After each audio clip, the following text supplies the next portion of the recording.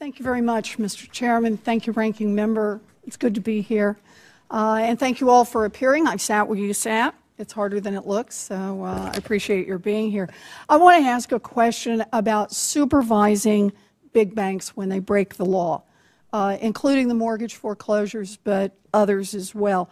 You know, we all understand why settlements are important, that trials are expensive and we can't dedicate huge resources to them.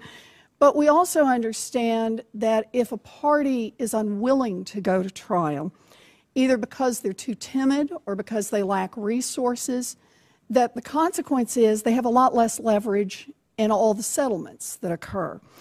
Now, I know there have been some landmark settlements, but we face some very special issues with big financial institutions.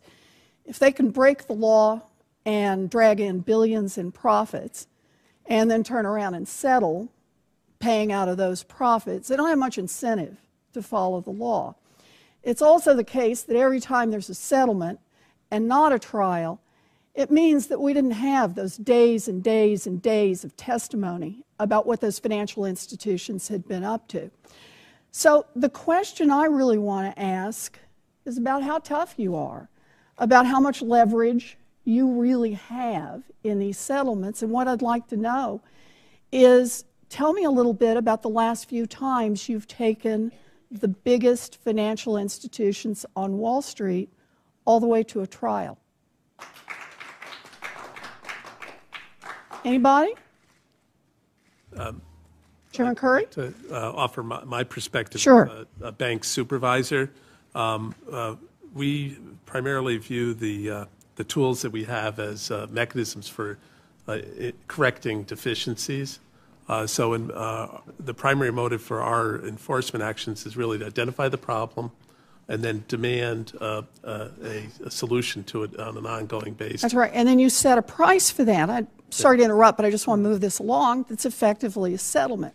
And what I'm asking is, when did you last take, and I know you haven't been there forever, so I'm really asking about the OCC, a large financial institution, a Wall Street bank, to trial? The institutions I supervise, national banks and federal thrifts, we've actually had a fairly fair number of consent orders. We do not have to bring people to in a trial or an Well, I appreciate that you say you don't have to bring them to trial. My question is, when did you bring them to trial?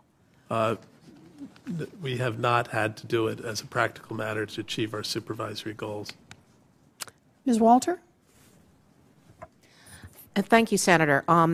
As you know, among our remedies are penalties, but the penalties we can get are limited, and we actually have asked for additional authority, my predecessor did, to raise penalties. When we look at these issues, and we truly believe that we have a very vigorous enforcement program, we look at the distinction between what we could get if we go to trial and what we could get if we don't. I appreciate that. That's what everybody does. And so the question I'm really asking is, can you identify when you last took the Wall Street banks to trial? I will have to get back to you with the specific information, but we do litigate, and we do have settlements that are either rejected by the Commission or not put forward for approval. We've got multiple people here. Anyone else want to tell me about the last time you took a Wall Street bank to trial? You know, I just want to note on this, there are district attorneys and U.S. attorneys who are out there every day squeezing ordinary citizens on sometimes very thin grounds and taking them to trial in order to make an example, as they put it. I'm really concerned that too big to fail has become too big for trial. That just seems wrong to me.